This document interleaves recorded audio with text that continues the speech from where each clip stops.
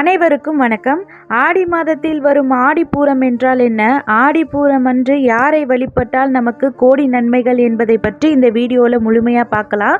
பார்க்குறதுக்கு முன்னாடி நீங்கள் நம்ம சேனலை சப்ஸ்கிரைப் பண்ணலைன்னா சப்ஸ்கிரைப் பண்ணிக்கோங்க. அப்படியே பெல் ஐக்கானை கிளிக் பண்ணி ஆல் செட் பண்ணிக்கோங்க. அப்போ தான் நம்ம போடுற வீடியோஸ் உங்களுக்கு நோட்டிஃபிகேஷனில் வரும். வாங்க இப்போ வீடியோக்குள்ளே போகலாம். ஆடி மாதம் துவங்கியதுடனே பல ஆன்மீக அலைச்சல்கள் வீட்டை சுற்றி மிதக்கும். அதில் மிகவும் முக்கியமானது தான் ஆடிப்பூரம். பூரம் நட்சத்திரம் வரும் நாள் என்பது வெறும் வானில் நடக்கும் நிகழ்வல்ல, அது ஆண்டாள் அம்மன் என்ற ஒரு பரிசுத்த ஆன்மாவின் பிறப்பாக பார்க்கப்படும் புனித நாள். ஆண்டாள் அம்மன் என்பது ஒவ்வொரு திருமால் பக்தரின் மனதிலும் சின்ன வயதில் உருவாகும் பரிசுத்த உணர்வு.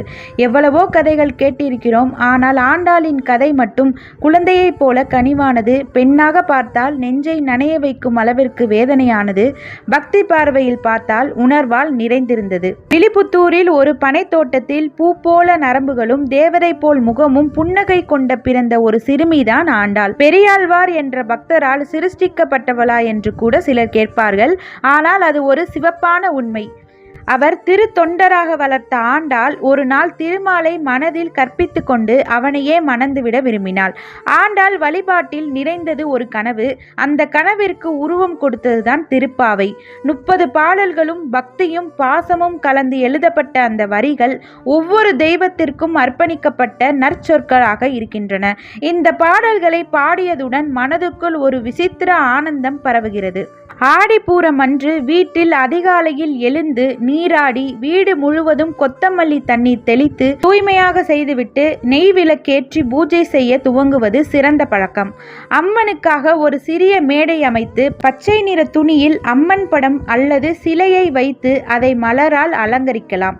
துளசி மாடம் அருகே பசுமை மாலை போட்டு ஒரு குடம் தண்ணீரில் மஞ்சள் சேர்த்து புனிதமாய் தெளித்து அவ்விடத்தில் திருப்பாவை பாடல்களை ஒலிக்க வைக்கலாம்.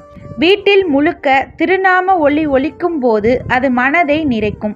இந்த நாளில் பெண்கள் பசுமை நிற புடவை அணிந்து குங்குமம் பூசி பசுந்தளியும் பூச்சட்டியும் வைத்து மங்கள வாசலில் பூ சாத்தி தீபாதரணை செய்வது வழக்கமாகவும் அருளோடு பூரணமாகவும் இருக்கும்.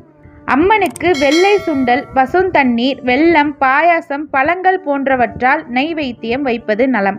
நமக்கு இதுதான் இருக்கிறது அம்மா, இதையே நீ எடுத்துக்கொள் என்ற உணர்வோடு நைவேத்தியம் வைக்க வேண்டும்.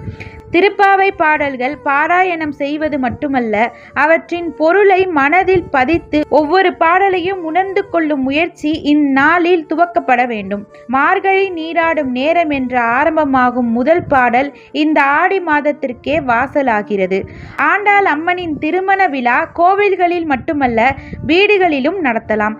தாலி கட்டும் நிகழ்வையுமாக கற்பனை செய்து பெரியாள் அம்மனின் சிலையை திருமாலை ஒட்டி வைத்து திருக்கல்யாணம் நடத்தினால் வீட்டு சூழலில் ஒரு திருநாளை போல ஆனந்தம் தோன்றும். மணமகள் போல் ஆண்டாளுக்கு மஞ்சள் பச்சை புடவையுடன் கூடிய அலங்காரம், பூச்சூடி, தாமரை மலர், திருநீறு, சந்தனம், குங்குமம் இவையெல்லாம் சேர்க்கப்பட்டு அழகு சேர்க்க வேண்டும். ஏனெனில் ஆண்டாள் நம்முடைய வீட்டு பெண்ணே போலவே நினைத்து வழிபட வேண்டும். திருமண வாழ்க்கை காத்திருக்கும் பெண்கள் இந்த நாளில் விரதம் இருந்து மனதார ஆண்டாளை வழிபட்டால் திருமண தடை விலகும் மற்றும் சரியான துணைவரை பெருமாள் நிச்சயமாக அமைக்க செய்வார்.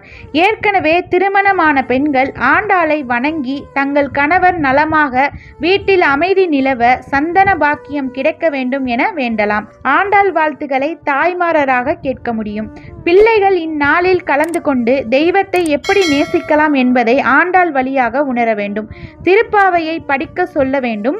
ஒவ்வொரு வரியிலும் தரும் அர்த்தங்களை அவர்கள் கேட்டாலே அவர்கள் மனதில் அன்பு வேரூன்றும். வீட்டில் உள்ள மூத்தவர்கள் இந்த நாளில் சிறியவருக்கு சொல்ல வேண்டியது, பக்தி என்பது பயமல்ல, பாசம்.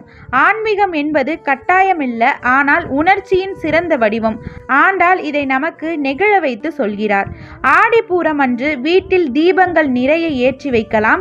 ஒவ்வொரு மூலையும் ஒளிவளிக்க வேண்டும். நெய் விளக்கு, பஞ்சதீபம், மின்னும் விளக்குகள் இவையெல்லாம் இணைத்து வீட்டில் ஒரு புனித வட்டத்தை ஏற்படுத்தவும். வீட்டில் விளக்கேற்றிய பிறகு பிறகு அனைவரும் ஒன்றாக அமர்ந்து பஜனை செய்யலாம். குடும்ப உறுப்பினர்கள் ஒன்று கூடி பாடும்போது அதில் வரும் ஒற்றுமை மனசு குளிரும். தாய்மார், பாட்டிகள், மகளிர், சிறுமிகள் அனைவரும் சேர்ந்து குங்குமம் பரிமாறிக்கொள்வது, மஞ்சள் பொடி கொடுத்து கொள்வது செய்யலாம். இந்நாளில் பசியானவர்களுக்கு உணவு அளிக்க வேண்டும். அதுவே ஆண்டாளுக்கு உணவளித்ததற்கே சமம். நாம் செய்யும் ஒவ்வொரு வழிபாடும் எந்த அளவிற்கான பக்தியோடு செய்கிறோம் என்பதையே ஆண்டாள் பார்க்கிறார். பாசமும் பரிசுத்தமும் இருப்பதையே அவர் நாடுகிறார். கோலமும் ஒளி ஒழுங்கும் மலர் மாலையும் கூட அவர் பாராட்டுவார். ஆனால் உண்மையான திருப்தி மனதின் மாயமற்ற மந்திரத்தில் இருக்கிறது. வீட்டில் 1 மணி நேரம் ஒளி, 1 மணி நேரம் அமைதி என ஒழுங்கமைப்புடன் பக்திசாலி சூழலை அமைக்கலாம். குழந்தைகள் விளையாடட்டும், ஆனால் அந்த நாளின் முக்கியத்துவத்தை ஞானமாக சொல்லி வைக்க வேண்டும். ஆண்டாள் பக்தி நமக்கு சொல்லும் ஒரு முக்கியமான பாடம், நாம் வேண்டுவதை விட நம்மை தேவன் எப்படி பார்க்கிறாரோ அதே போல் வாழ்வதுதான் உண்மையான அனுபவம். இந்த எண்ணத்தை மனதில் பதிக்க இந்த நாள் உதவும்.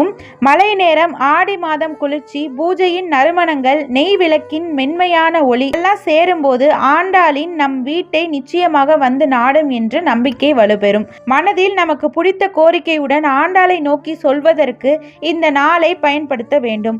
அவர் மனதில் நாம் எப்படி இருக்கிறோமோ அதே போல் வாழ தயாராக இருந்தால் ஆண்டாள் நம் வாழ்க்கையே மாற்றுவாள். பிரார்த்தனை, பாசம், பக்தி, நம்பிக்கை இவை நாளும் ஒரே நேரத்தில் செழிப்படையும் நாள்தான் ஆடிப்பூரம்.